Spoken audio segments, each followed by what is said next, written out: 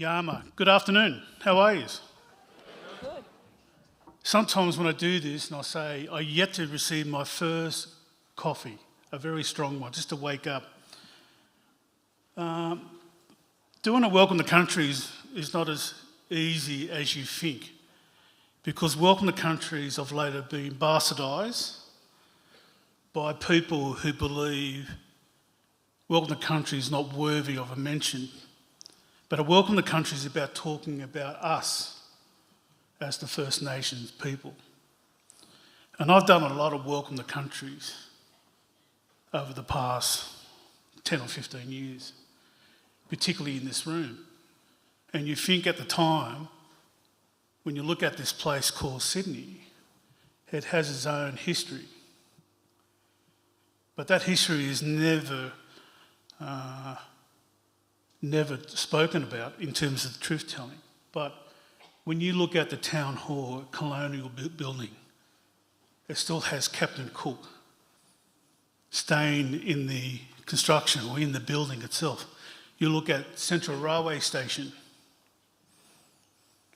Central Railway Station is a place where Aboriginal children were removed, and then they travelled in the old rattlers on platform 1 to either go to Kinchela Boys Home up north, or if they went to Cootamundra Girls down the south in Bomaderry. But places like this is to remind us, particularly with Central Railway Station, most of the Gadigal people are buried there in old Devonshire cemetery, underneath Central Railway Station. And you're thinking about me as the chairperson of the Metropolitan Land Council, we look at the storyline as to how people, Aboriginal people, were being removed, not because of their human aspects, because of the colour of their skin. And I need to remind people about that. But at Welcome to Country is talking about the celebratory aspects of our culture. We've been here for 65,000 years. But in that 258 years, we've seen a dramatic change. And that change has meant that Aboriginal people have been moved off land. Some have died, some have been killed, some have been massacred. The skeletons have been returned to overseas, I suppose, private collectors for human experiments. And these are the different aspects about why Welcome to Country is about. We can talk about the goodwill. We have goodwill. We take it on the chin when it comes to our country. And when you see the Union Jack on our country and then taking our country to say that this country was an empty country, terra nullius, that's a load of bull. But a Welcome to Country is about celebrating our culture. We can dance to it, we can cry to it. We ask you to shake a leg, and also we ask you to understand about our law. Respect us as to what we are. But a Welcome to Country is about celebrating who we are.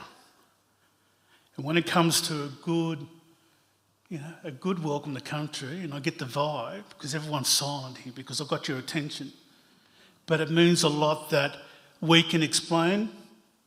But what happened a couple of years ago with the referendum, as you know, there were two lots of Australians.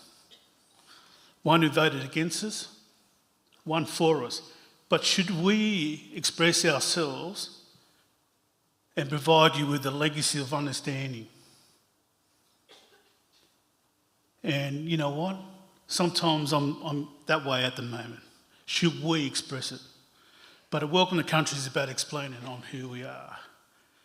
And when you travel this great land, particularly, but here in Sydney, there are 28 clans that make up the Eora Nation. There are 54 clans that make all the clans up in New South Wales. And then the amount of clans that we've got from the east coast to the west coast to the islands to the north and south, we are strong and vibrant and emerging. And before I end, What was those famous words we wanted to get this gentleman up? Back to you, Barrie. And guess what? Guess what? There's a great saying that we say, always was, always will be Aboriginal land. Thank you very much.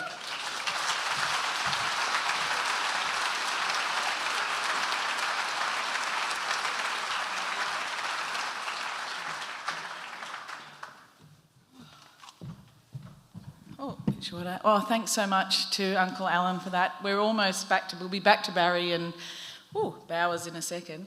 My name's Leanne Minshall. I'm the co-CEO of the Australia Institute, and I just wanted to take a couple of seconds before I bring on the talent to thank everyone for coming out tonight. We really need... Is there anyone here that this is their first Australia Institute? Oh, great, there's a few. Excellent. Well, a warm welcome to you. And a warm welcome back to people that we've seen before.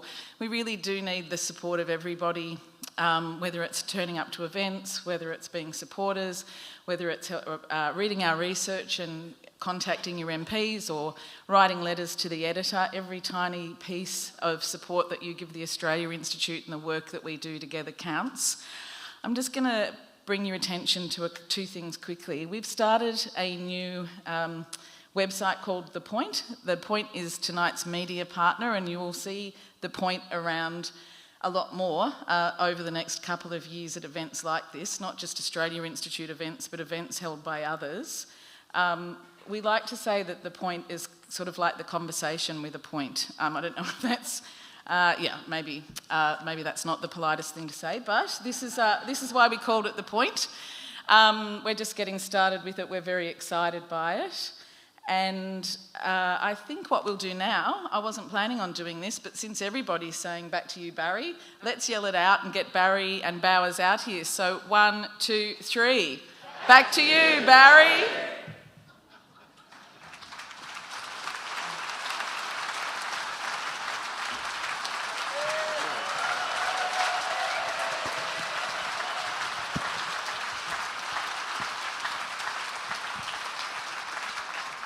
Well, welcome to Barrie, Bowers and friends. Mike and I have been friends for a very long time. In fact, when I first met Bowers' dad, the late and great Peter Bowers, who was working for the Sydney Morning Herald, Mike was still at school. That was in the press gallery in the 70s. And then it kind of went to a serious level in the year 2000, Mike. Yeah, I was taking some time off because I'd worked through the Olympics and had a lot of time, and I went to visit Barrie and Heather in Brussels, and Barrie told me about this political show that he was putting together. And Brussels being Brussels, he took me out to some of the many beautiful little bars that are there. But tempting fate for this fledgling show, we drank at a bar called Mort Subit, which is sudden death. And he only just told me tonight, no wonder I felt bad the next morning, because the beers were 13%.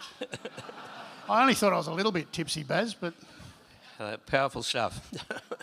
Look, that's really how Back to You, Barrie was born. And then, of course, we caught up again last week. Yes, we were at the Museum of Australian Democracy, where you are the chair of the Museum of Australian Democracy for the 50th anniversary of the Dismissal.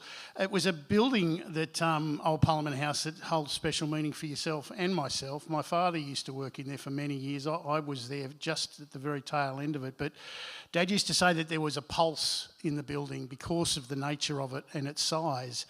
And all you had to do to feel the pulse of the building was take a walk through what was the crossroads of democracy at the time at the King's Hall, and you could tell whether the pulse was racing or at rest. There's not much point, though, if the building has a pulse, if you're not there to read it. And a lot of people weren't that day. They were over the road at the lobby. It was a Tuesday after all, a big lunch day, like Wednesday and Thursday and Friday. And it turned out that over the road was Paul Keating at the lobby, the most junior minister in the government. There was Laurie Oakes, the esteemed Laurie Oakes was also at lunch. And the Prime Minister's press secretary was at lunch as well with that group, and that's how he found out. So if you wondered why the Senate wasn't better informed, that's part of the reason. But what struck me about the whole event was the polarisation between the two sides, one insisting that the thing was all unfair and the other still insisting to this day that it was all Ridgy-Didge. I was a bit surprised by that because 20 years after the dismissal, Malcolm Fraser and Gough Whitlam shared a platform together, and they kind of reached out. They came to some sort of arrangement. I think they both agreed that it was all the Governor-General's fault. That helped. But yeah, it was really quite polarised, and we got that in the speeches from Anthony Albanese and then Julie and Lisa, representing the Liberal Party. Gareth Evans, the minister in the Hawke government, made the observation in one of the panels that if Julie and Lisa is the moderate arm of the Liberal Party, they're in a tad of trouble, Baz. I basically don't think they've moved positions. Like, in fact, I felt like they'd entrenched themselves more. 50 years you'd think something would change, but the law hasn't changed and neither have the attitudes. One of the really interesting stories hadn't been told before, and it came from three guys who were captains in the army at the time, and they were down at Government House being interviewed for the aide-de-camp job, and they were witness to all the comings and goings that morning as they witnessed, they were ringside seats in witnesses to history. It was an extraordinary thing, and we got them together after 50 years. They hadn't got together for 50 years. The remarkable thing, they were all 25 years old. They were captains in the military, and they were there for, on November 11, 1975, they were there for interviews with John Kerr. And he went ahead with these interviews, and he's chatting with them. And then at one point, he said, look, I think the Prime Minister might be coming down the driveway very shortly. It's after midday, so I will make you a gin and tonic each, and I'll be right back. And he did that. He gave them the drinks, and then 20 minutes later he came back, and he said, I've just sacked the Prime Minister and I put somebody else in his place. And then he said to them, do you want to stay for lunch? And it's the extraordinary thing is, true story, the three of them sat down with Sir John and Lady Kerr and had lunch until 3 o'clock. I would have been asking to stay to dinner. And they were chatting about what had just happened, and then one of them, then he said, I don't know what I'm going to do with you now for the rest of the day, and one of the guys said, well, whatever it is, it's not going to top today. So that was an extraordinary story that all they just unloaded at this event. Mike, what have you got in store for us? We've got a real treat, Barry, the treat that this audience didn't know it needed. Tony Abbott singing his alternate version of a song that he thinks should be the national anthem. I'm going to sit down with two of Australia's best cartoonists, Fiona Katauskas and Cathy Wilcox, and we're going to look at some of their more recent work. And I'm going to tell you about a tenuous but hilarious connection between Christopher Pyne and the Zulu Wars. It's the first I've heard of that one. Okay, so the political panel will be broken into two parts. We'll talk about the coalition, we'll talk about the government separately, but in between we'll also have a third panel, and that will touch on foreign policy and how could you talk about that without Donald Trump. So 5 years ago when I had an event here at the Town Hall, James Jeffries got things started and he's back. Thank you, James.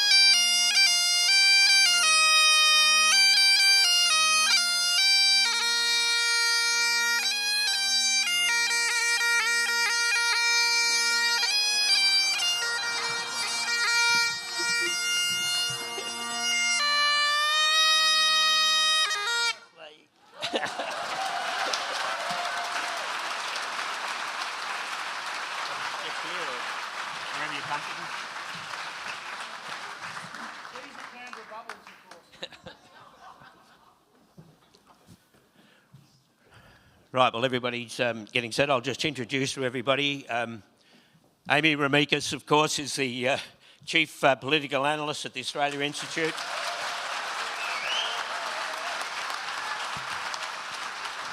A proud descendant of insiders. Sean Kelly is an award-winning columnist from a former advisor to Labor Prime Ministers. He wrote the outstanding book, The Game, The Portrait of Scott Morrison. And he's got an excellent quarterly essay. It'll be available right after the event, The Good Fight, What Does Labor Stand For? And Narelda Jacobs, a Whadjuk Noongar journalist, presenter and author, and has had 25 years at Network 10.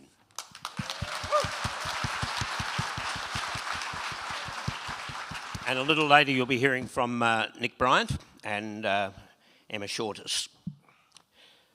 Okay, well, we put this into two parts. We're starting with the Coalition because they've done an outstanding job yet again of making themselves a story. So we'll start there.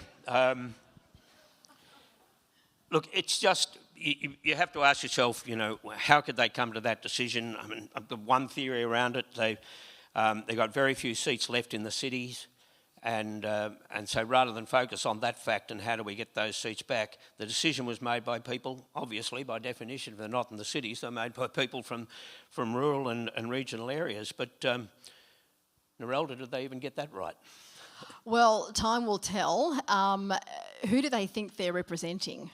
Because people in the regions are at the forefront of climate change. You know, farmers can't produce in droughts, they can't produce in floods, they can't produce during algal blooms, and all of those things have been happening. They're not just once in a century floods anymore. They're, you know, like once every 5 years or so. You know, so ground zero is the regions.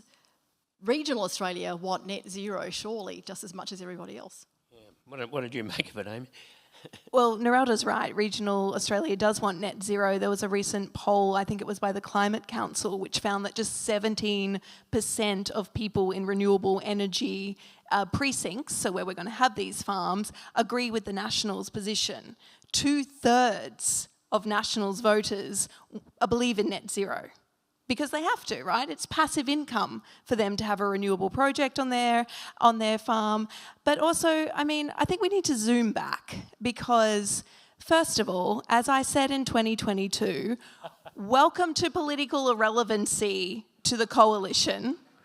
And they've just walked down that path quite proudly, just marched down. I was right. Secondly, I think that everyone is trying to make this make sense, and it's not going to make sense because this isn't about winning elections. We know that. Barnaby Joyce, Bridget McKenzie, you know, a whole heap have come out and said we don't care about elections.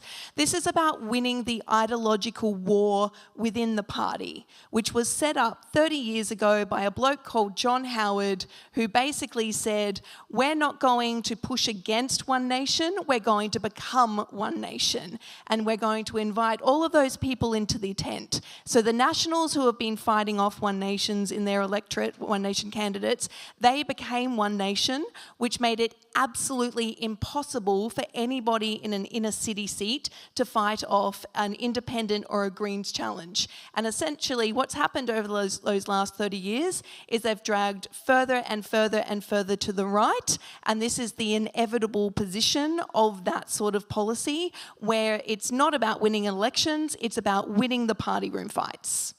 But Sean, why would a political party do that, though, put to one side a small matter like winning elections? Well, Barry, look, I'm a little torn on this, to be honest. I'm not... most of me thinks this is a political disaster for them. It goes against all of the electoral math. And then there's another part of me that thinks, well, let's look at history a little bit. Let's look at what happened in 2009 when there was a huge Liberal implosion over Malcolm Turnbull's climate change policy. Tony Abbott took over. It seemed like a disaster. Tony Abbott almost won the next election. He did win the election after that.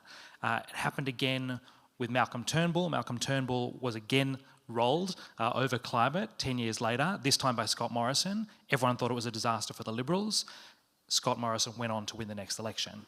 And so I think if you look at history, we tend to look at these moments and think this is an utter disaster for the Liberals, and then they recover. And the reason they managed to recover in both of those situations to some extent was that it gave them a clear argument. I think that we have to remember this about political parties in general, in Australia in particular. Both Labor and Liberal tend to shape themselves around what the other party is doing to a fair extent. And so to answer your question, why would they do this outside of the electoral math? Partly it's because Labor believes the opposite. And so this is what they this is how they define themselves. That's where it starts, and where that ends in their minds is with the hope of being able to make a sharp and clear argument against Labor. And here's the really worrying thing, I think, for anyone who cares about climate action. I don't think Labor has shown itself capable over the last 3.5 years of making a particularly strong argument for climate or anything else. I think it took them a decade or more to realise campaigning on behalf of climate change was a positive. It did right through up until about 3 years ago. I don't think the penny dropped.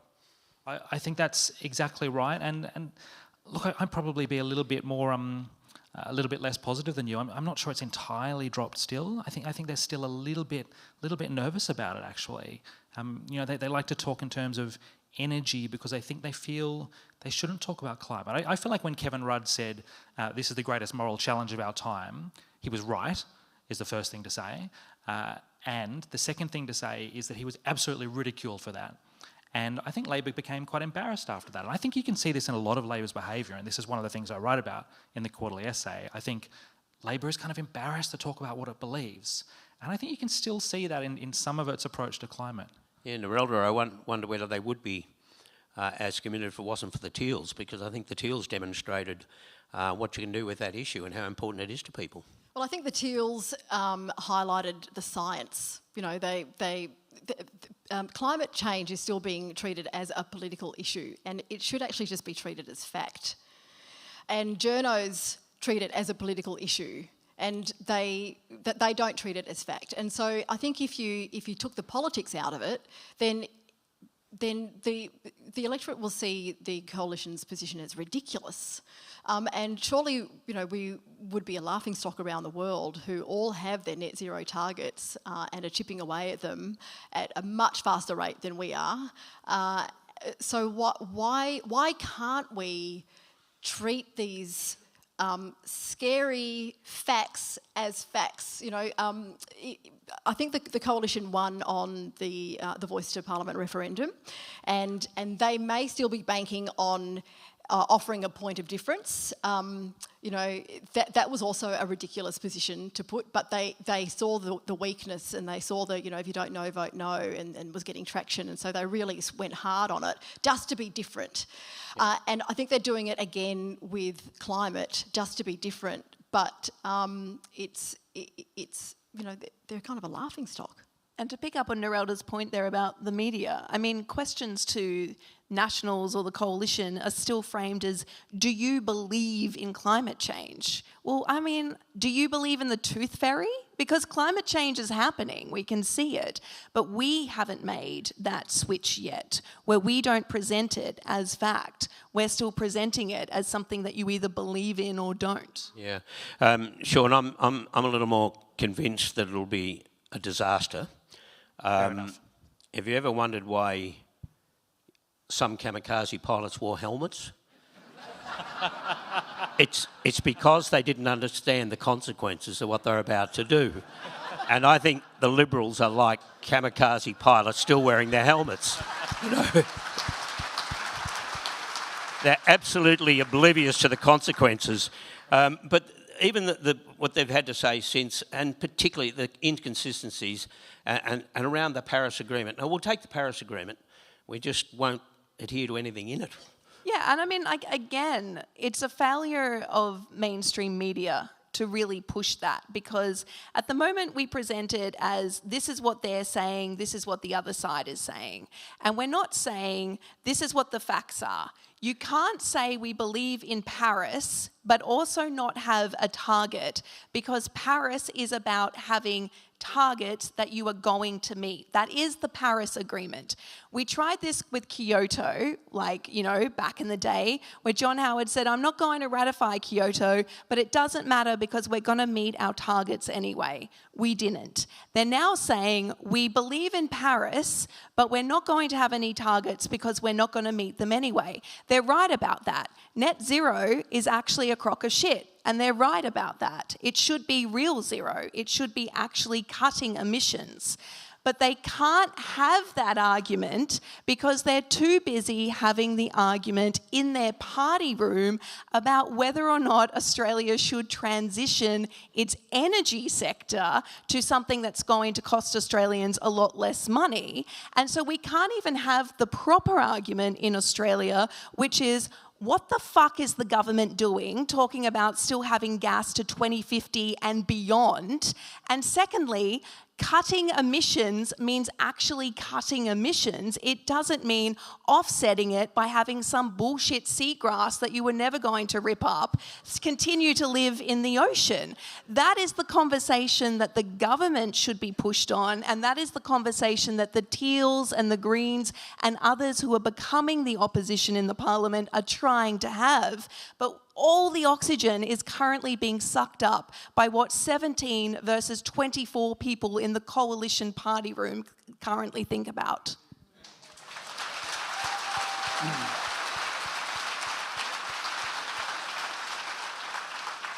It's also interesting, and we've seen it before, that the Nationals took their position first and then the Liberals followed. It just seems to me there's discussion over whether the Liberal Party can survive as it is, but it's the coalition. The first question is whether the coalition survives.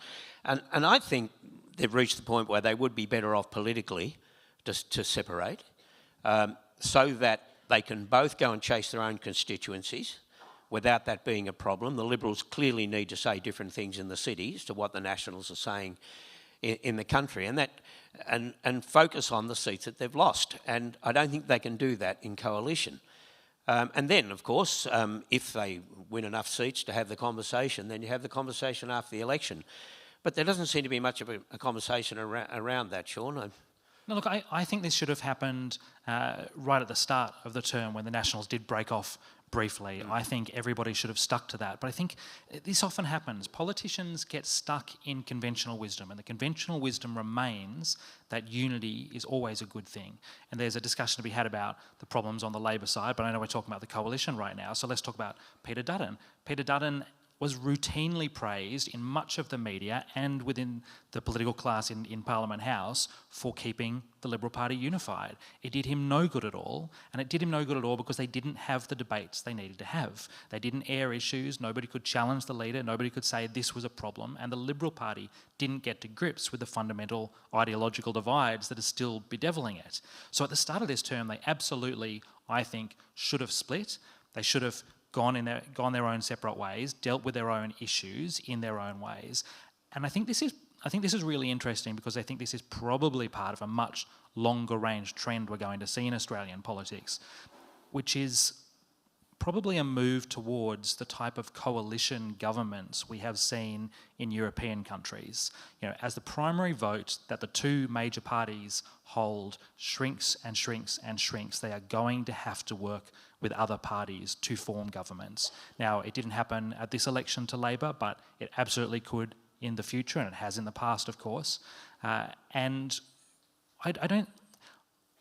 I'm always a little bit stunned by the fundamentalism that says the coalition has to exist in the form it currently exists, rather than two separate parties that get together and say, okay, we'll make an agreement to form government the same way that Julia Gillard did an agreement with people. Anyone who thinks unity is always a good thing obviously doesn't know anything about my parents' marriage, so... But that is precisely the point, because they come back to you all the time saying that that you're strong when you're united.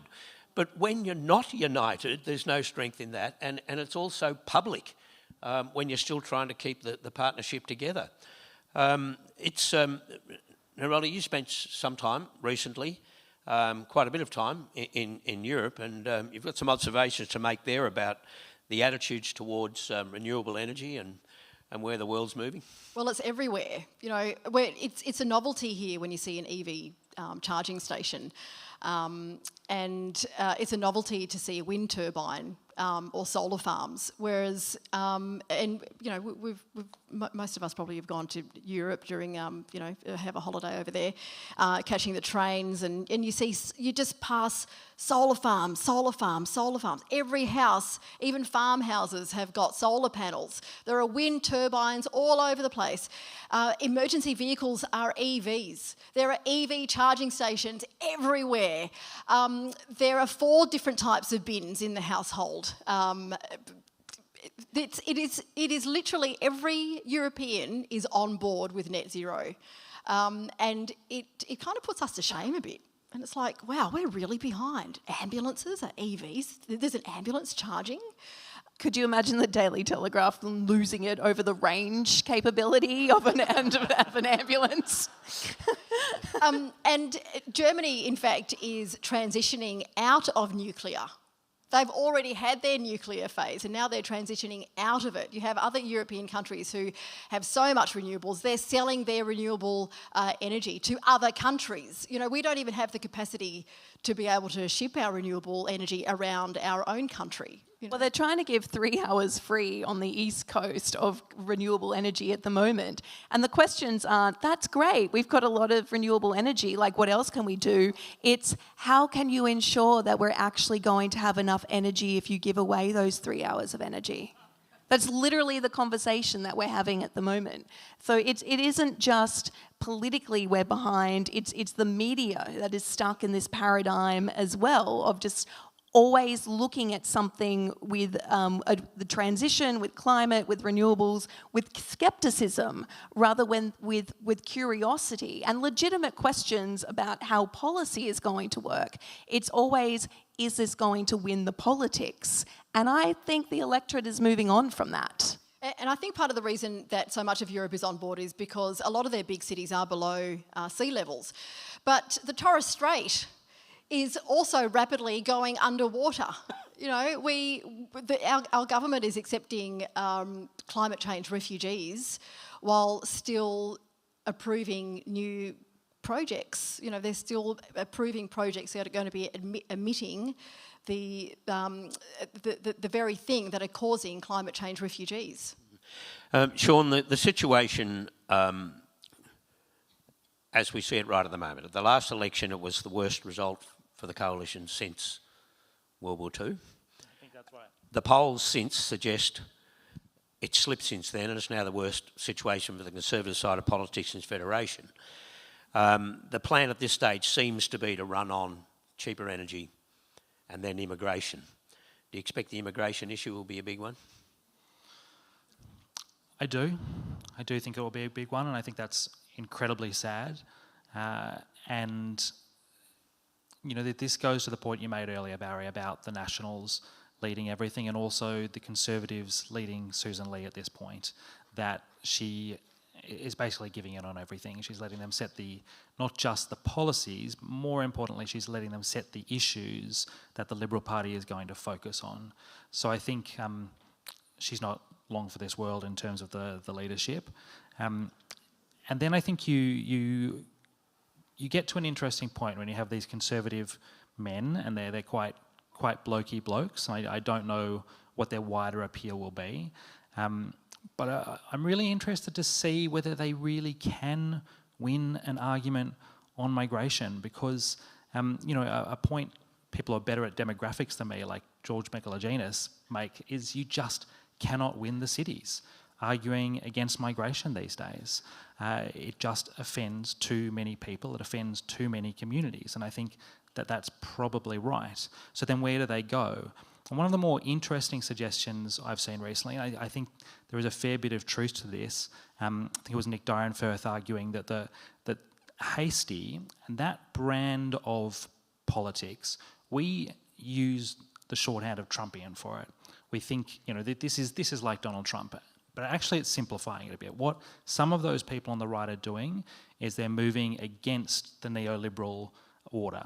And this is something that Labor, I think, are a little bit slow to do at this point. They're still in the kind of we believe in markets phase of politics. Whereas people like Andrew Hastie are kind of saying, actually, we need to move to a model where community is important and put atomisation behind us.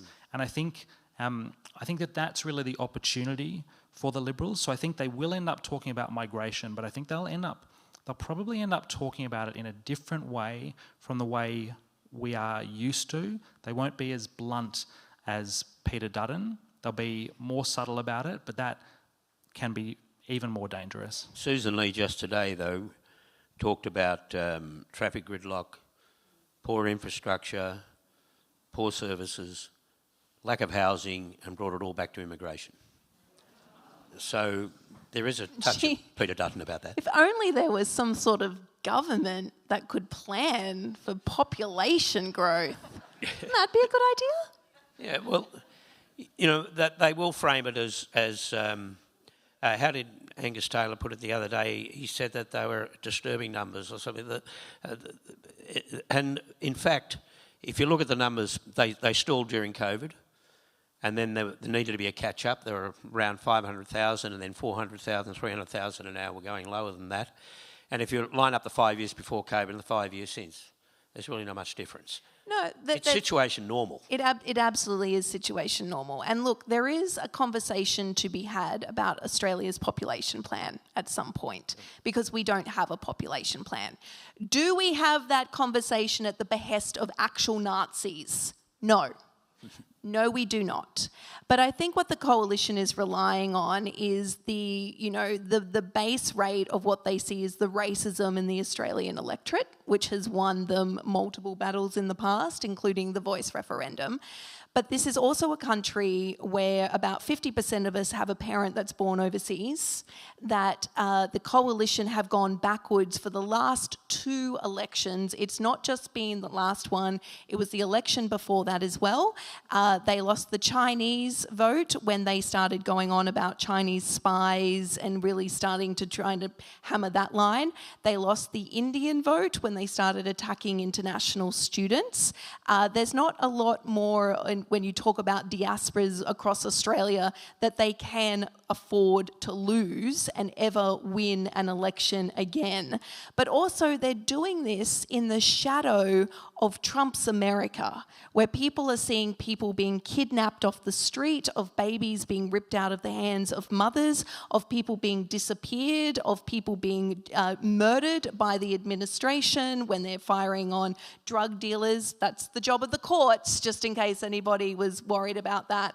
And so there has been a revulsion of Trump-style politics in Australia, which Labor really lent into to win the last election by being like, we're not going to do that.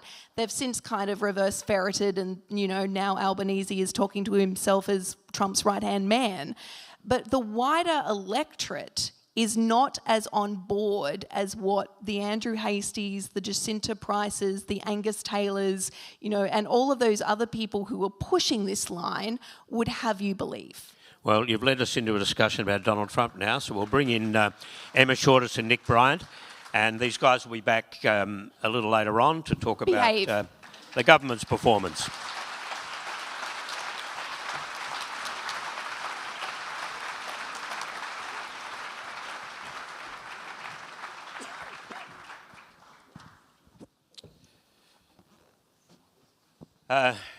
Welcome. I just thought we'd go back to the Albanese visit to the White House. It just seemed to me the aim appeared to be get out of there unscathed. If Trump had insulted and humiliated Albanese, then that would have been down to Albanese, and he would have been written off as a dreadful foreign policy operator. It just did seem to be an extraordinary, to me, Nick, an extraordinary framing of the discussion and what Australia's role is in this relationship. I think it's extraordinary that Australian foreign policy, the successful failure of it, has been reduced to how Australian Prime Ministers get on in the Oval Office of the White House. I find that absolutely extraordinary. Especially with Trump occupying it. Yeah, I mean, back in the 70s, Jimmy Carter got Malcolm Fraser's name wrong. He called him John. Richard Nixon had to ask McMahon how to pronounce his name. John Howard famously got 30 minutes with Clinton and he had to wait in the rain while Clinton was running behind. And all of this stuff is so kind of magnified and amplified. And, Australian diplomacy is so much more now than a simple bilateral relationship with the US president. I think if Australian diplomacy was sort of dating apps, then Australia would probably have more dating apps than most other countries.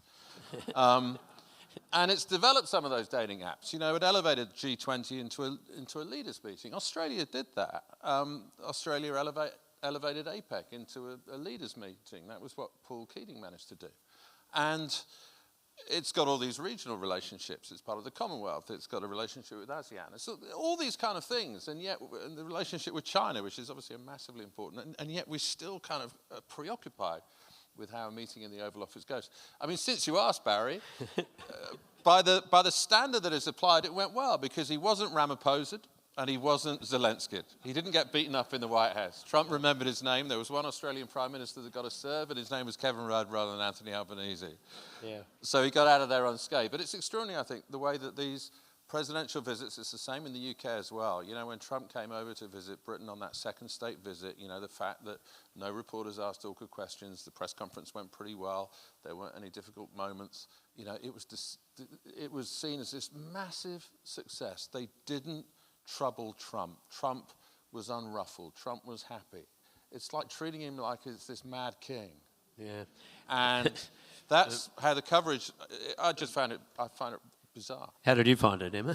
Yeah, it was completely bizarre. I mean, and I think the framing that Nick pointed out is so important to identify, because the question was all about whether the Prime Minister would be humiliated by the President. But, you know, I think we should flip that and think that, you know, when the President treats Zelensky, when he treats allies like that, that's a humiliation of the United States, not of the United States allies. And for the Australian press to go in with that framing that, you know, we have to kowtow to this man, we have to give him whatever he wants so he'll guarantee us some submarines, is embarrassing. And I think particularly the way the media, you know, goes after Kevin Rudd in particular, whatever you think of him, and seem to forget that the reason that he has this trouble with Donald Trump that he has to deal with is because he characterised the president, the now president, rightly as a threat to American democracy.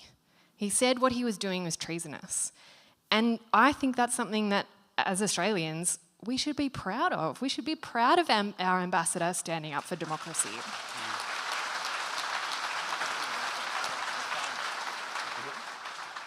I mean, the other fixation, obviously, was the timing of the meeting, wasn't it? The fact that it was continually delayed. I mean, this has been a sort of subject of ongoing coverage. I mean, how many column inches have been devoted to that? I've devoted a few column inches myself. And, of course, paradoxically, in the end, the timing really worked for Anthony Albanese, didn't it? I mean, he's really benefited from two delays in 2025. The first, the delay of the federal election.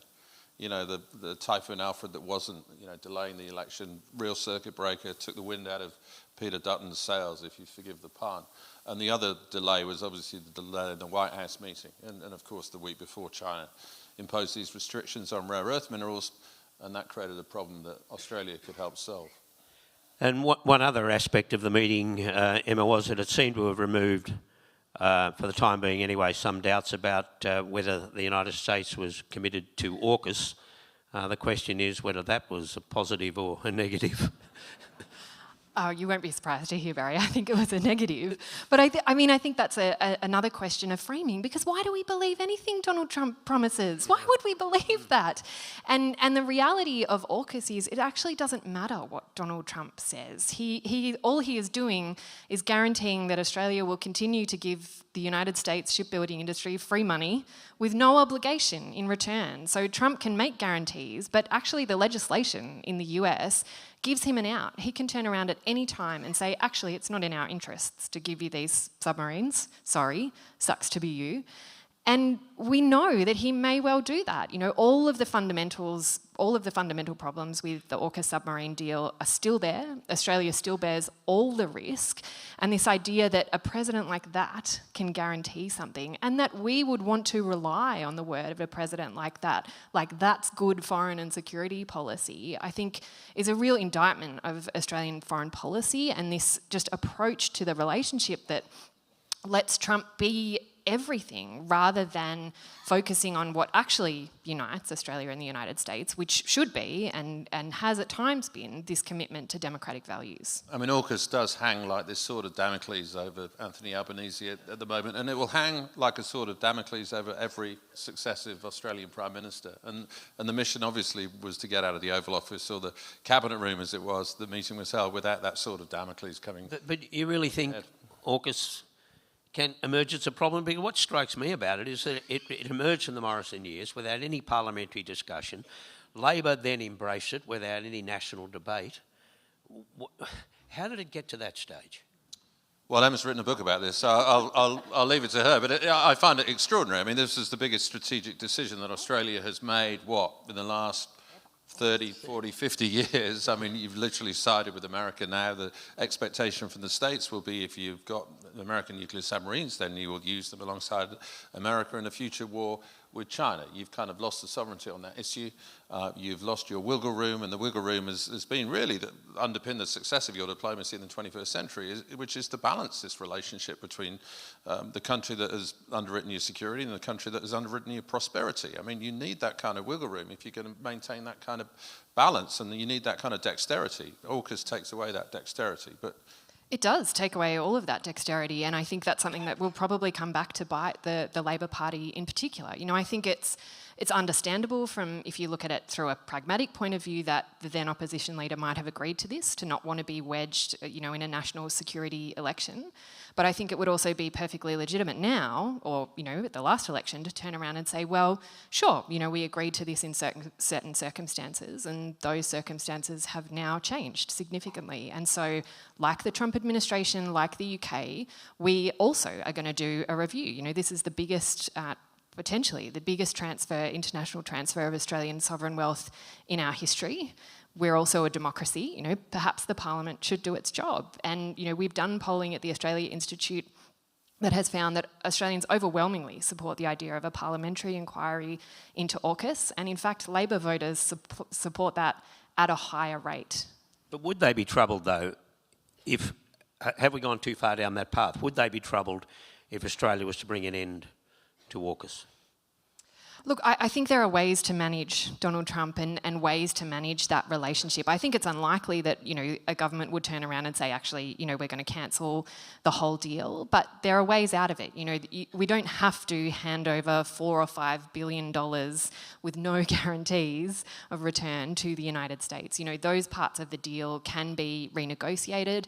Australian governments can stand up for Australian democratic values and be grown-ups in that relationship and not grovel and beg. I think that's entirely possible. But AUKUS speaks of a problem that Australia's had throughout the 21st century, which is the primacy of political short-termism, I mean, Albanese got bounced into AUKUS, and there wasn't a national debate about it, there wasn't any parliamentary scrutiny about it, because he feared being wedged at the election on national security, a weak issue for Labor. And so many of the sort of big things, the big decisions that Australia has faced over the last 25 years, you're talking about one of them there, climate change. I mean, again, it's the primacy of political short-termism that has put Australia in the mess that it is right now. And I was just reminded just the other day, and I just want to finish with this, when you wrote a previous book, When America Stopped Being Great, and you talked about how the rise of Trump was no accident, that it was a result of his predecessors and mistakes that were made in the past. Yeah, for sure. And the follow-up book is the kind of prequel, which is the 250-year history of Donald Trump. Look, one of the mistakes I think that policymakers made in America, came from during the Bill Clinton years, quite frankly. And I think the problem was that Bill Clinton made so many ideological concessions to Reaganism. Again, Labour were the Democrats were freaked out by Reaganism in the same way that the British Labour Party was freaked out by Thatcherism and the Labour Party was freaked out by Howardism, that they ended up making a lot of ideological concessions to Reaganism. One of those was you don't regulate the market. So what Clinton did, he deregulated the financial market. That directly led to the 2008 financial crash. That was one of the reasons why Donald Trump won, that he could say to audiences in the Rust Belt, the American dream is dead, and the audiences would believe him because they did not see their kids leading more abundant lives than they did. That was one thing that Clinton did. Another thing that Clinton did, he decided that he would not regulate the internet in a big way. He would have a light touch regulation of the internet. And I don't think that has stood us in particularly good stead, quite frankly. Another thing that Clinton did was gave Donald Trump a playbook in how to survive scandal and how to survive sexual scandal. And what he did was saying, don't judge me on whether I'm right or wrong, judge this, make a political decision rather than a moral decision. Who do you want to win? Yeah. Do you want my tormentors to win, or do you want us to stay in power? Donald Trump has used that Clintonian framing continually, and because he's embroiled in scandal continually. So yeah, a lot of things led to Donald Trump, but I think, you know, Bill Clinton has a lot to do with it, actually. Yeah. Emma, that's an interesting point about the support for Trump that is still there. But somebody observed just the other day that it's now been reduced to the cult. That's all that's left, is just the Trump cult. But while he's there, though, he'll have the support, won't he, of a broad group beyond the cult. Look, I mean, I think what matters now is that he has the support of people in that administration. He has the people of Project 2025 and the Heritage Foundation. He has the Stephen Millers, the JD Vances, who find him useful and who are not going to let go of power. So what they are doing is putting themselves in a position where the support of the cult is really all that matters. The way that Donald Trump is and the Trump administration are actively undermining the institutions of American democracy is designed to do exactly that. The Supreme Court is poised this decision season to really gut the Voting Rights Act. And so they're getting to the point where they don't need anything but the cult. They don't care about anything but the cult. And this is the reality of the attacks on American democracy, which are dire and which are concentrated and which, you know, I think are seeing certainly some opposition as a result of those election results in places like New York City, but you can bet they're going to react in kind. Yep. But the cult is revolting over Epstein. And I think that's the fascinating thing about the Epstein scandal is this is the thing that makes the MAGA base wobble. That's the one that has bitten to this point. Well, thank you, Emma Shortis and Nick Bryant. Thank you very much. And now Mike Bowers will take over with Cathy Wilcox and Fiona Katauskas. Thank you.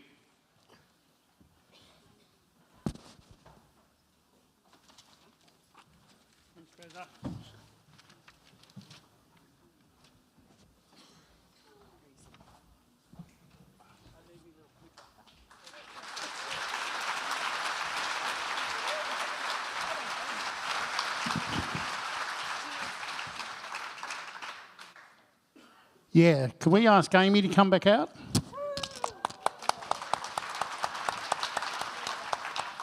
Amy used to be a guest on Talking Pictures, and we just want her because we love her. Cathy Wilcox is one of Australia's finest cartoonists.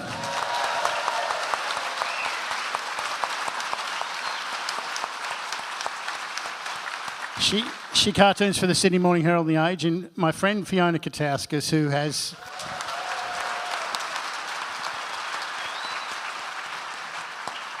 had the dubious honour of being my producer on Talking Pictures for how long? I always get it wrong, so I'm going to let you do it. 21 years. There you go. You get less time for murder in jail and that. All the stories I could tell. My hotly anticipated memoir, Life with Mike Bowers, will be coming out in several years' time.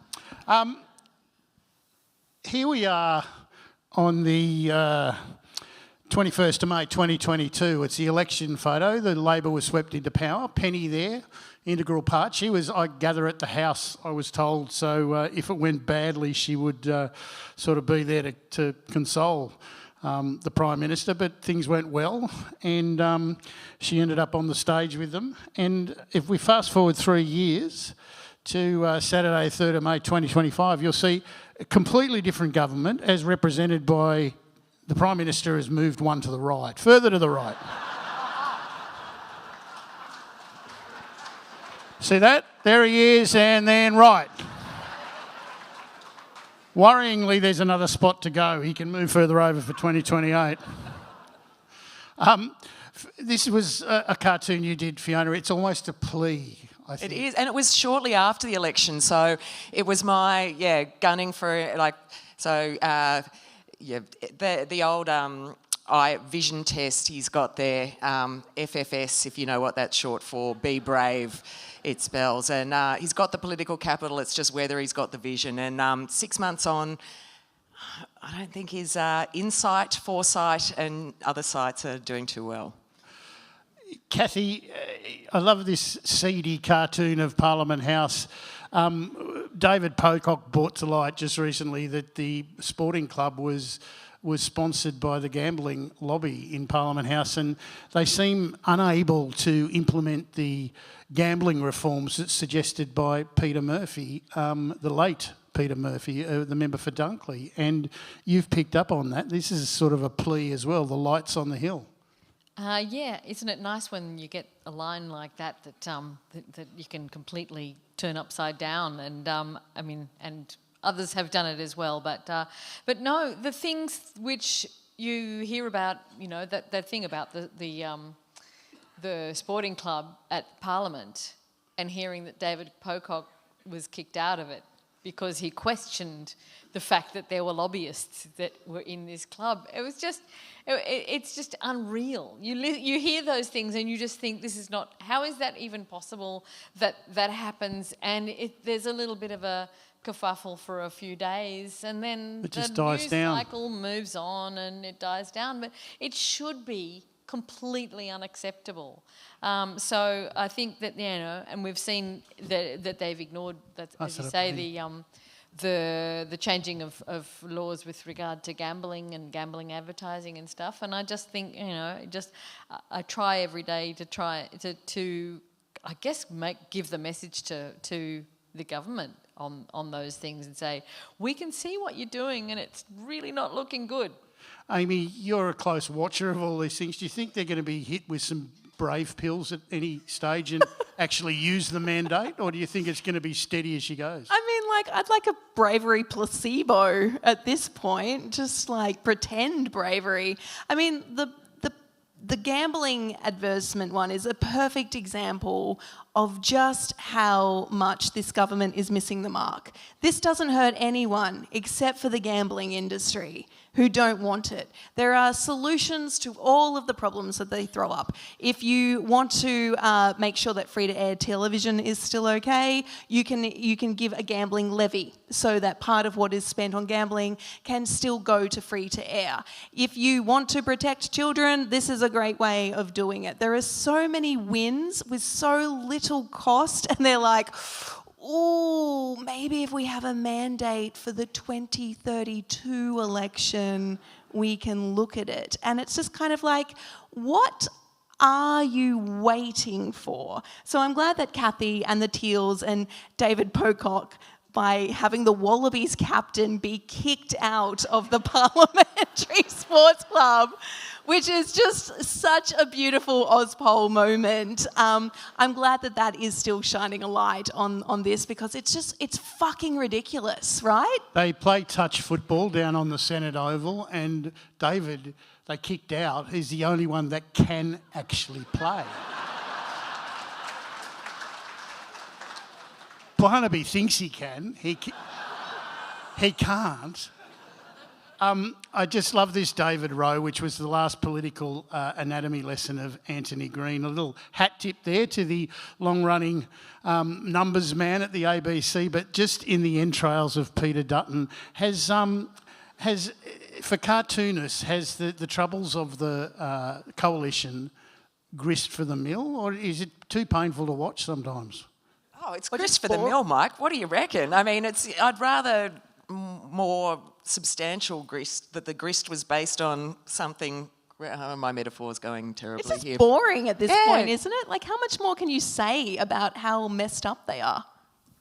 And partly you also kind of don't want to not give them the oxygen, but then partly you go, well, I'm a cartoonist, so I'm afraid I'm going to have to give them the oxygen, and they're making it a little bit too easy, She did a doorstop the other day after an event, and she just, when you've had a party and a balloon slips under the table and stays there for 3 months, that's what Susan Lee looked like to me, that she was just this sort of... Not a lettuce? No, not a lettuce, just a deflated balloon.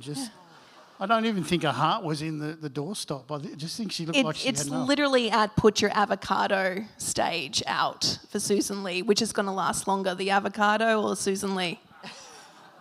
Fiona, she's not getting much clean air. You've picked up on this. We've been waiting for 5 months to put them to rest, but they keep digging it up. And who have you got there, Barnaby? Well, yeah, the graveyard of election losing ideas, we've got, this was from a couple of months ago.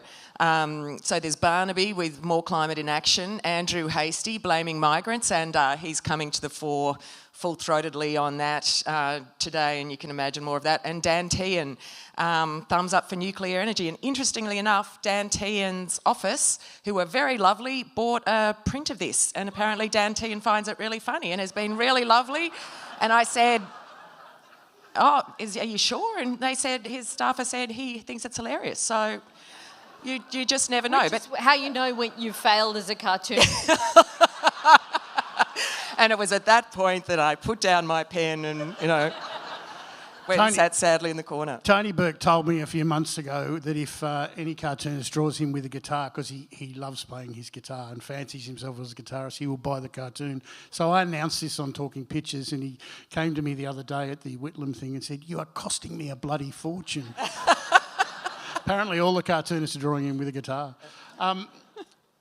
Fiona, a lot of you cartoonists draw Peter Dutton as blue. What's the genesis of the blue Dutts? Well, that actually comes originally from Peter Nicholson back in The Australian, used to draw Philip Ruddock with blue skin. It was sort of the soul-draining cost of being a particularly nasty Minister for Immigration. And then that sort of caught on, and then Peter Dutton sort of took up the mantle as well. So, and it just seemed like some of these things, when you draw a politician in a certain way, whether it's Peter Dutton with blue skin or, Tony Abbott in his Speedos, there's got to be some truth in it, or it just looks mean-spirited, or it just doesn't work. And, Tony Abbott was literally and figuratively hairy-chested, so that really stuck. And so, yeah, I think part of the blueness, and yeah, he did his best to make us all blue as well.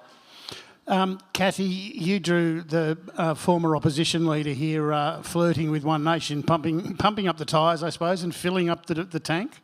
That's right. He when he started to court Pauline, and so the idea of pumping up her van really really appealed to me. Also, while I liked the fact that Peter Dutton had sort of like two expressions, and he either looked like death with that flat face, or he would turn on his Peter Dutton's not a monster smile, and there were no degrees between those two positions. So every so often I would put the Peter Dutton smile in a cartoon, just kind of for my own amusement, but. Though, whenever I look at that cartoon, or just ones that you guys do of Pauline Hanson in general, I stop and think that we actually all do owe a very big debt of gratitude to Pauline Hanson. And I know this sounds strange, but she has so comprehensively sucked up the far-right and fascist space in Australia. No one else has managed to get a look in, but she's so incompetent at it that they haven't actually managed to get a strong foothold in Australia. And one day we're going to have a competent fascist, and we're going to go, gee, I really miss Pauline Hanson. So...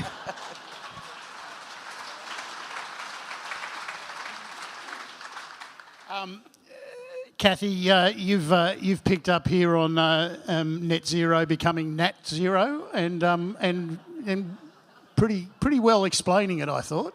Well, and this is like a few months ago when they were having their bust up, when they were having to tell their bucket of coal that Mummy and Daddy still love you, but that at that point we thought that Susan Ley was going to be occupying the sensible high ground on climate, telling David Littleproud to go out and have a little think. So there he is, he's going out and he's having a little think, and there's rain, and then there's floods, and then there's drought, and then there's fires, and he comes back and nope, can't see any problem there. I always feel like drawing Littleproud, he's always, that there's a line in an Elvis Costello's song that's he's just a little boy lost in a big man's suit, and that's what Littleproud looks like to me. He's like he doesn't even fit the man clothes. So here he is, but strangely enough, he seems to have got the upper hand in the last week. Well, the Nats who don't like David Littleproud call him the Spiv, so that fits in quite nicely, I think. I love this, Matt Golding, just because it's laugh out loud. He's spelt Sisyphus with Susan S's. What is the numerology on that? I'm not sure, but Sisyphus, it's all going swimmingly, isn't it? Fiona, run us through this. They say you're against net zero, but it's amazing how they keep coming back to it. The day since Suzanne Lee was publicly undermined by her coalition colleagues, it just kept... This was from a few months ago as well, and this is all the... just chickens coming home to roost in a weird way. It is looking, I don't know. It's still at zero. I think she keeps resetting it at net zero, even though they've rejected net zero now altogether. And the old popcorn metaphor is... That's really happening too, isn't it, Amy? The Labor Party is thoroughly enjoying itself. Oh, I mean, one of the reasons this has happened is because the Labor Party put up Barnaby Joyce's bill to scrap net zero as a private member's bill. The government controls who debates private members' bill, and they had that bill up every single week Parliament sat. Because, and I was talking to some Labor Party tacticians at the beginning of this Parliament, and they said by the end of the year they would have torn themselves apart from this. And they were right. So, I mean, Labor, not great in practice, amazing at the tactics. Cathy, the banned T-shirt gate.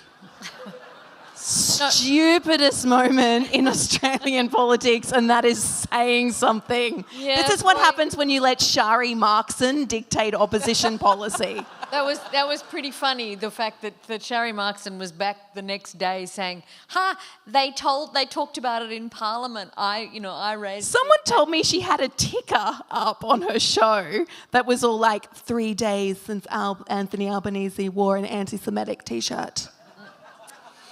Didn't they call it T-shirt gate? They jumped on the gate straight away. Yeah. They gated it. So it's always great when you allow the far-right conspiracy nuts of Twitter to dictate your TV show, which then dictates the policy that you take into Parliament. Fiona, it's kind of degrees of dog tail wagging dog. We've heard that analogy a great many times by a great many people in the last week, but it's yes. The biggest scandal was just a baby boomer wearing a too tight T-shirt. That was the scandal.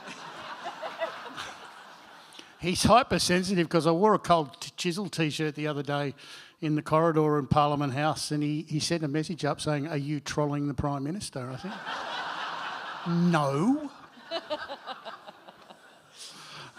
Just like cold chisel.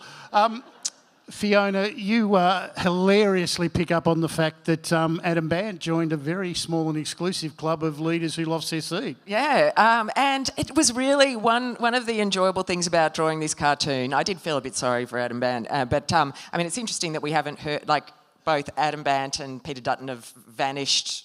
You just don't hear of them anymore. But it was fun to draw John Howard for this because your muscle memory kicks in, and Cathy would feel the same, and any cartoonist. All of those prime ministers, you can just draw them. I haven't drawn them in years, and yet I could draw him with my eyes closed. My hand went back to that. Put a few more wrinkles in, and he doesn't wear glasses anymore, though. That was inaccurate. Well, the linear nature of time will probably allow you to draw him a little bit more in the near future. So he's going to die. We all do. It's okay. Fiona, you heard it first.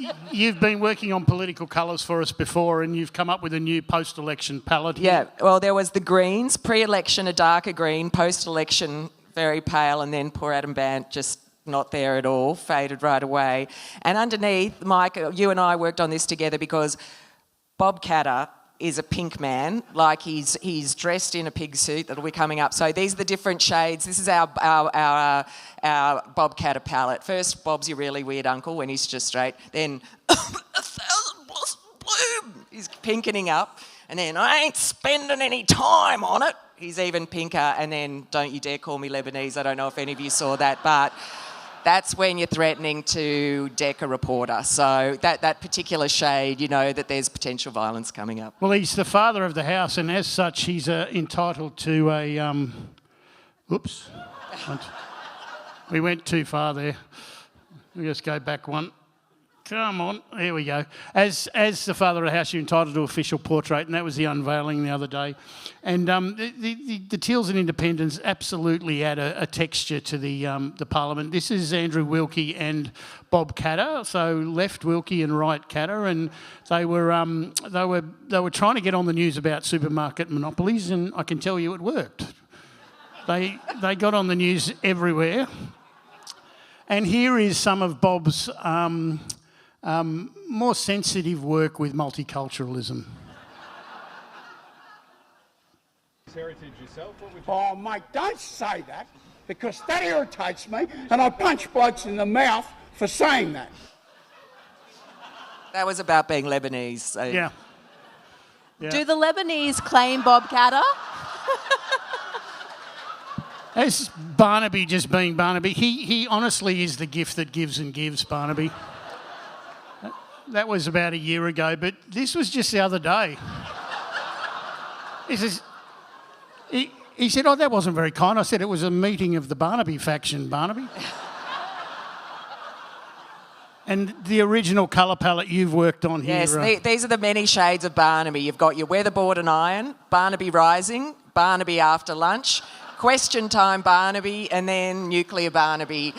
And he has actually been all of these shades.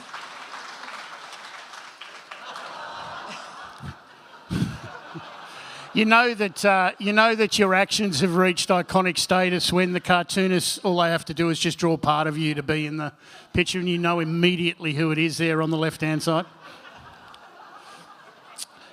We're just a bit tight for time. I'm going to have to just skip a couple of these because I wanted to bring this one up. A few weeks ago, the Australian cartoonists had their convention, Cathy, and you spoke to Pat Bagley. This is some of Pat Bagley's work. He's been the staff cartoonist for the Salt Lake Tribune for the last 45 years. 45 years. Yep. So he's been drawing for the Salt Lake Tribune, and he has been doing cartoons critical of Trump over the last years, understandably, and he has received such blowback for these cartoons that he has now self-exiled in Portugal. Because the FBI said these were credible death threats, and he had to move. Yeah. So he's now cartooning. So just doing satire gets you into that sort of trouble. Sorry. And that is, so you're going to... Yeah, we're going to have to get moving on these, so I'm sorry. But we're running. Now, Tony Abbott has zoomed back onto the scene just recently with his book on Australia and the documentary. And he did say at some stage during some of the media that he wishes the onion was bigger that he'd eaten. So... there you go. That photo causes the... I'm having real trouble with this. It causes the AI to think it was an apple. Well, yes, you'd think it would be an apple. But here is the treat you never thought you needed, which is Tony Abbott singing his version of what he thinks should be the national anthem. Take it away. That wonderful song, Song of Australia, that came out of South Australia, was... one of the songs that was put to the vote in the 1970s as a potential national anthem, and I wasn't really familiar with it when that vote took place, but if I was asked to vote now for the national anthem, I've got to say, I love that tune.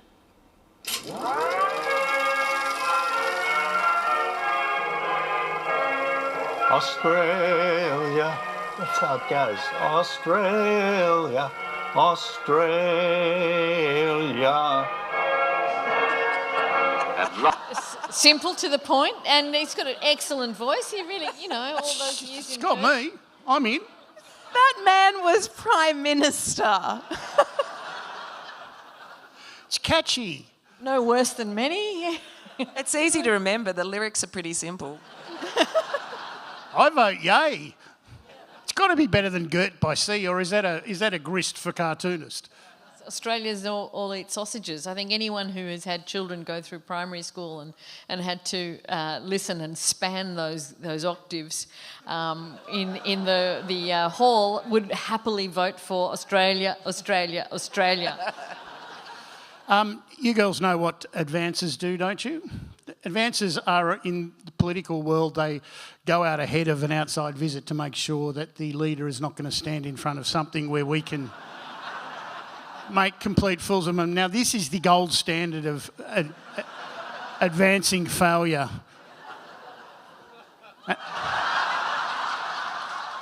And that's pretty close, I've got to say. And because the boy's got a dream, this is where I'm hoping the Prime Minister will stand one day.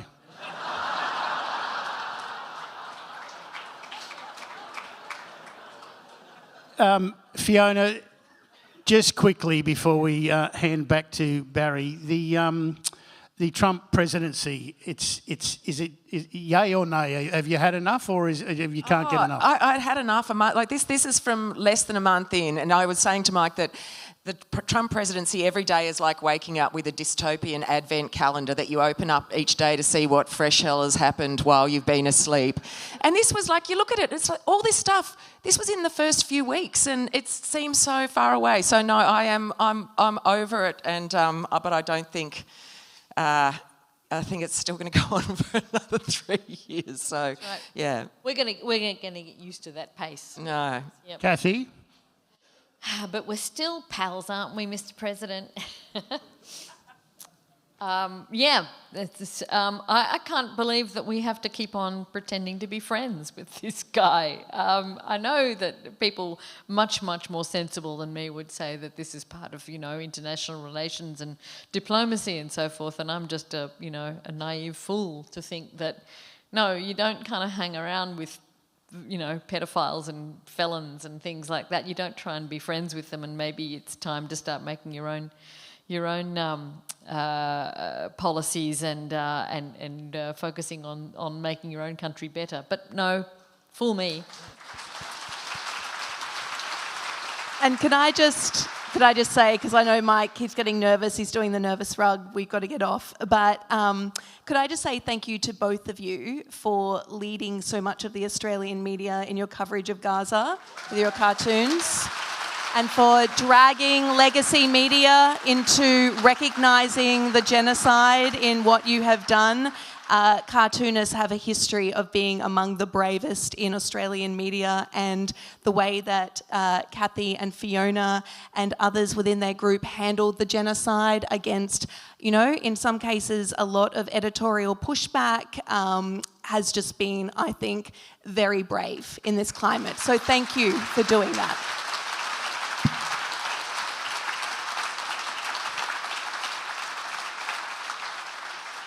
That was very well said, Amy. It's these guys really struggle sometimes. It's a very fine line that they have to tread between making a comment on it, not offending anyone, and just trying to make a point in a succinct way that gets right to the nub of the matter. And they do it day after day, and it's been a really difficult few years for you. So well done, both of you girls. I would much prefer not having to do cartoons on it at all, in as much as I would much prefer that it didn't happen. Well, look, we better hand back to Barrie. We're running out of time. So the time has come for you guys to take it. Now, hang on, I'm going to get this. We're going to try to go for the Guinness Book of Records. I'll send it to them. I'm going to get it on video. So you all know the throw. Okay, here we are. Look at you all. Here we go. On 3. 1, 2, 3. Back to you, Barrie. Thank you very much.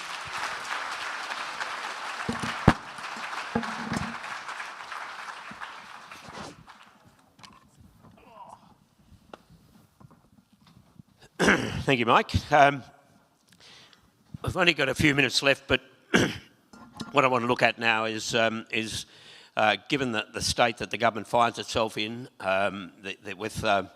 it's the perfect climate, in fact, for reform. When you've got a secure political base, the opposition is struggling, and a stable political climate, which has now existed for quite a while. The leadership changes between elections is over. But it's interesting though, Sean, in your quarterly essay, I want to start there on the fact that this government anyway so far appears to be a little risk averse. And you put that into some sort of historical context, which I found really interesting. It's kind of part of the thesis that the Labor historically has always struggled for acceptance. Okay, that's exactly right. I was out the back, my publicist called me and she said she'd quit if I didn't hold this up. So it's out today. Labor has always struggled with acceptance. Labor has always struggled with shame. And originally that was a class thing. Originally there was a sense that Labor wasn't legitimate, that they weren't legitimate holders of power. And of course they were treated that way. They were treated that way by people on the other side of Parliament and by powerful interests, by big business back in the day. And that sense of Labor as illegitimate really persisted. It persisted much longer than I think most of us perceive today. Neville Wran was writing about this 30, 40 years ago. He writes that it played a big role in Whitlam's dismissal, and it did, of course, and Barry's been talking about that. And I think it still played a huge role in the Rudd-Gillard experience.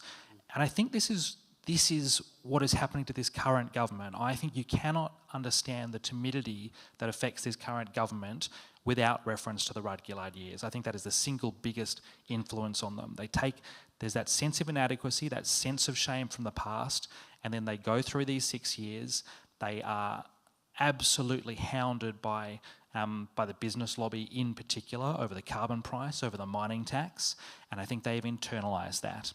And they want the respect of those people back, which I think is misguided because they're never really going to get it. And I think it goes against a lot of what Labor has historically stood for. And they've internalised this sense that they cannot have a single argument inside the party anymore. And I think those are the wrong lessons. I know we don't have much time. I can explain why they're the wrong lessons, but I think they are the wrong lessons. And I think it leads to this Labor government which I think has some good intentions, has some good old Labor values at its heart, but struggles to really demonstrate them in its actions. Yeah, because Doug Cameron said recently that the Labor left doesn't fight for anything anymore. And it may be a part of what you're saying. But Amy, before we proceed, just for context, what are we talking about anyway? When Labor supporters constantly ask for reform, what do they want? Yeah, I mean, like we think of reform in the way of Whitlam, usually in the political context of these massive, big reforms that completely change the country. And I don't think that that is unreasonable when we have been in the fuck around era and now we're finding out.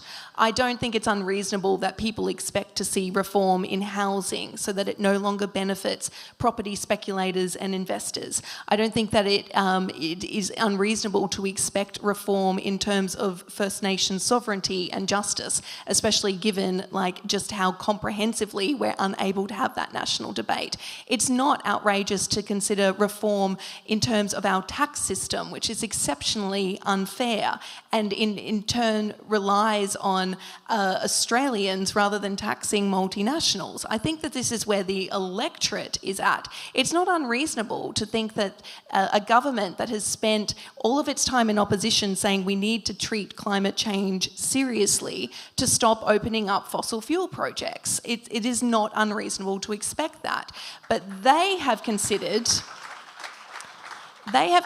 reform to mean any change that isn't bipartisan, except when it comes to those old school Labor heartland values that Sean was just talking about, like industrial relations. They did not need bipartisan support to do industrial relations. That's something that they've wanted to do for a very long time, to finally get rid of the last work choices. They did that. Everything else, integrity, climate, housing, tax, they keep saying we need everybody to agree. And I would say, why? Because at the moment we're pandering to an electorate that no longer exists. Younger voters make up the bulk of the electorate now. They are suffering, but our policies do not reflect their suffering, and they're certainly not doing anything to improve it.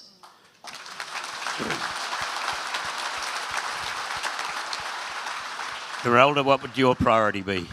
Well, when we look at the coalition and if we think that the Nationals are wagging the Liberal Party's tail, who is wagging the Labor Party's tail? It's resource companies, it's fossil fuel companies, it's the housing industry.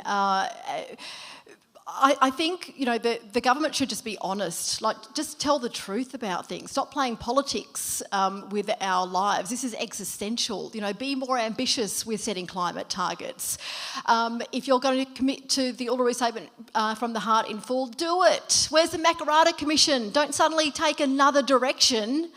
You say something that is in the best interest of the country, follow through and do it.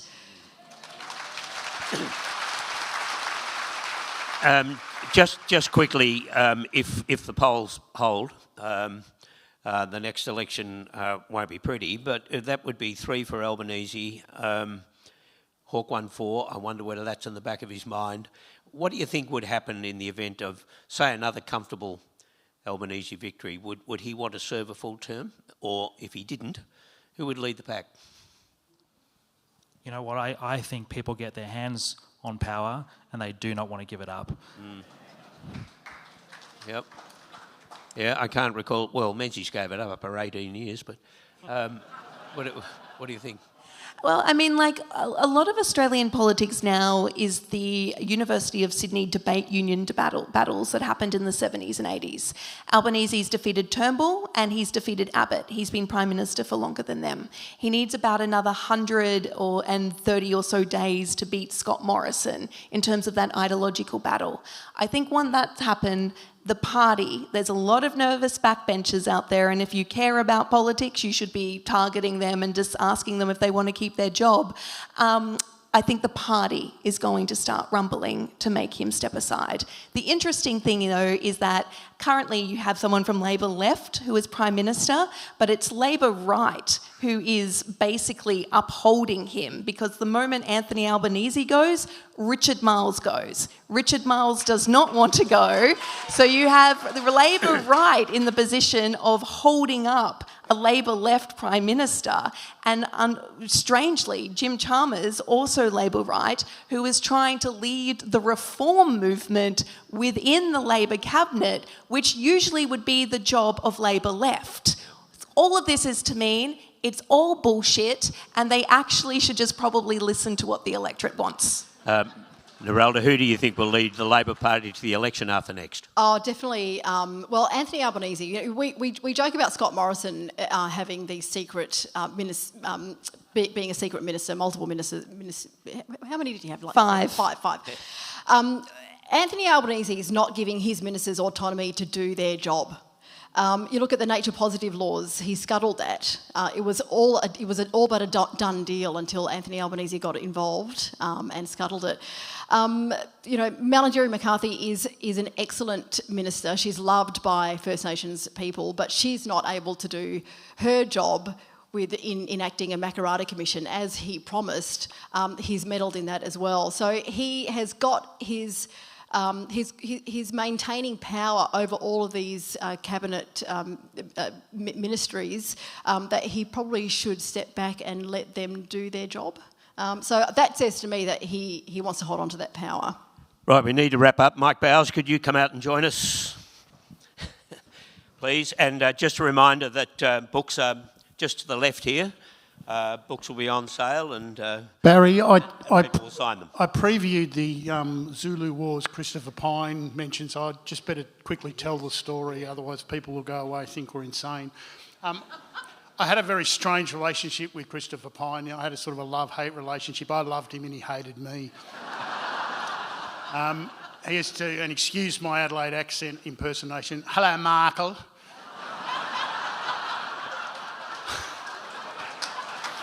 I tell people you're my favourite socialist. And I said, "Is that so, Chris?" "I tell people you're my favourite fascist." "Ah, Markle." A few elections ago, Catherine Murphy and I went to his electoral office, which is a beautiful sandstone house in North Adelaide. And up on the wall, he had a picture of the 24th Regiment of Foot defending Rorke's Drift against the Zulus. And it just intrigued me. So after the interview had finished, I said, "Why have you got the Battle of Rorke's Drift up on your wall?" And he said, "Well, Michael, you see those people on the left?" I said, "The 24th Regiment of Foot, the redcoats." "Yes." He goes, "That's me." "And you see those chaps on the other side?" I said, "The Zulus." He goes, "That's Corey Bernardi." "It's there to remind me, no matter what the odds, I have to fight against the right." And there it is. Well, Michael, thank you for partnering up again. Appreciate it.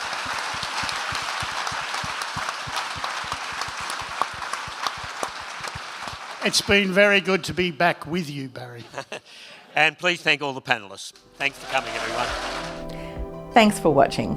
If you'd like to keep up to date with all our latest research and work, sign up to our newsletter.